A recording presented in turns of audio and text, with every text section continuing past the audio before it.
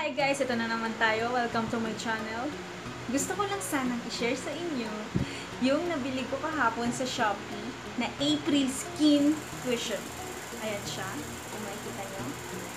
Lagi akong isa-search sa YouTube kung ano talagang itsura ng Magic Cushion kapag original. Yung parang may dumakintag dito.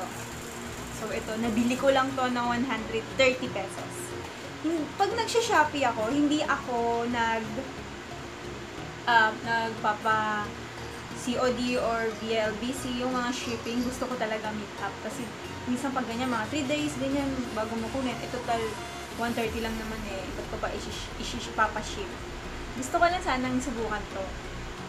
Meron na ako nilagay sa face ko. Naglagay na ako ng moisturizer na ibinigay sa akin ng Derma. Kasi nag-breakouts kasi yung face ko, namamalat. So, hindi pwedeng hindi ako maglagay ng before makeup. But, mag-a-add ako ng No Shine Mattifier with FX.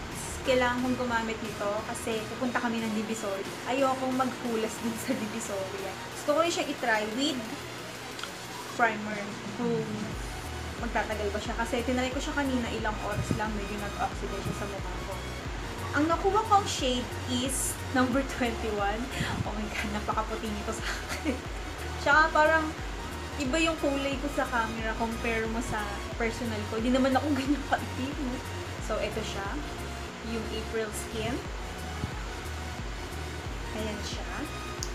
May napansin lang ako na parang, ayun nga, may mga gas-gas na siya. Siyempre, ano pa bang iisipin mo eh? Ang presyo talaga yata ng original na April Skin is 800.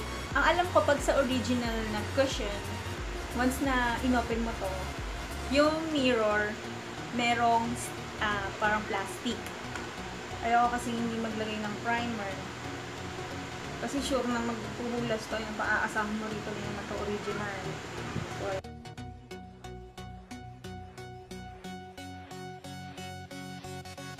ayan siya. Merong compartment din yung cushion.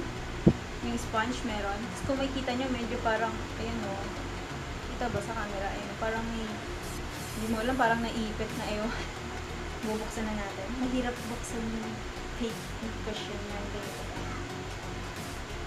Kukuha nila eh.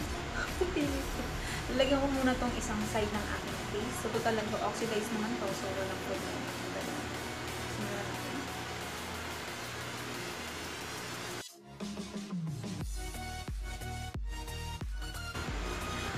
Okay eh. Ba't pa kasi parang ang brown ko dyan sa camera? Okay eh. Guys, pag ano kayo ng cushion, itap-tap nyo lang. Para hindi nagbubura yung cushion. Nakikita nyo ba? Ito yung side na may cushion. Kung makikita nyo, hindi niya natakpan yung aking blemishes.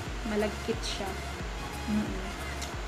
Parang kita pa yung aking mga pores, pati dito sa gilid, wala naman siyang ganong tinakpan. Pero okay naman yung coverage. Wala naman ako masyadong pimples, kundi ito lang isa. I-compare mo dito, marami akong mga marks. Ayan, kung makita nyo, may mga redness. Dito, ayan. Parang pinaliwanag niya lang yung face mo dito. So, ilalagay ko na siya on the rest of my face. Pag nanonood ako ng mga original cushion, pag gina-type nila, natatakpan talaga. Hello, liwan! Kimi! Ang lapit, di ba? Ang brown ko pa sa camera. Abay, magaling. Okay naman yung finish. Kaso, puti talaga. Light beige na light beige. Bakit naman yung Misha ko na light beige? Ikapantay ng kulay. Ayan, kung makikita nyo, dewy siya. Pwede na. Kung wala ka naman masyadong problema sa mukha mo, okay din to. Pero personally, hindi siya pangit. Kung makikita nyo yan yung finish niya. Makikita nyo bang may tinakpan ba siya?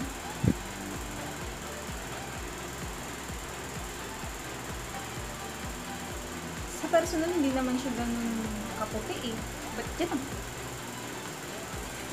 Ayan, so kung nilagay ko na sa buong pagmumukha ko yung cushion na aking nabili sa Shopee. Dewy siyang tignan. Maglalagay na lang ako ng Nichido Final Powder namin. So, So, gagawin ko muna ang aking makeup. Magbabalik ako.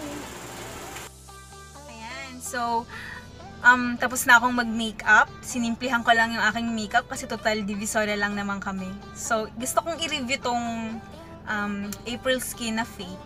Wala akong pang black pa tawag doon, parang pang vlog para makita mo kung oily skin ka ba. Ipapakita ko na lang siya sa inyo mamaya pag uwi namin galing sa Divisoria. Ang oras ngayon is 2:45, I think. Or magto 2:40, parang ganun. 2:35 or 38, mga ganun. Ngayon yung oras. So, I think mga gabi makakauwi na kami and then i-record ko kung anong naging result nitong April Skin Cushion. Okay naman siya. Kung makikita nyo, diba, parang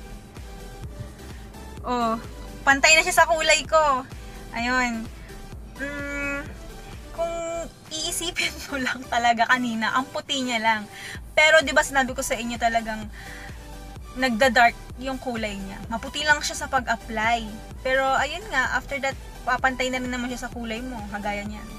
Naglagay lang ako ng Nichido Final Powder para sa aking face, para mawala yung pagka-dewy niya, kasi minsan ayoko ng parang medyo dewy yung face.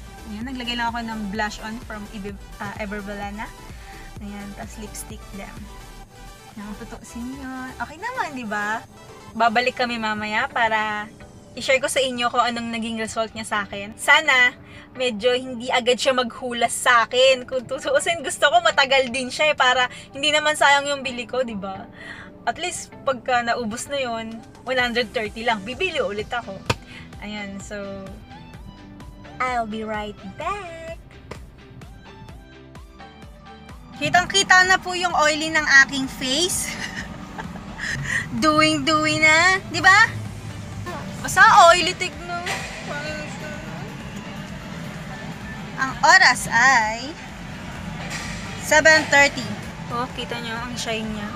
Hindi pa ako na re-retouch. Ang kinis niyang tignan. Ang oily.